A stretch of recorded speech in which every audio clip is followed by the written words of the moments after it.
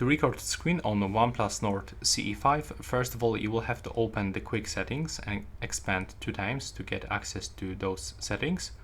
Click on the 3 dots and now select Edit Tiles.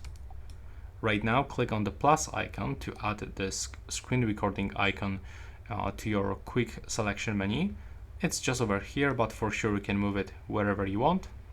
Then you can go back and now click on the screen recording icon. Accept those permissions. There we go.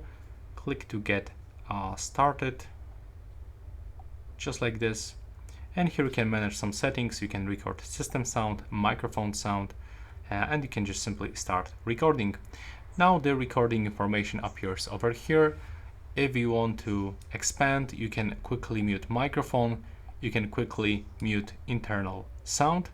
You can pause by clicking over here, or you can finish by clicking here.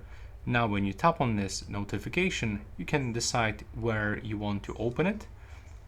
And as you can see, we are straight in the Google files where you can get access into this one.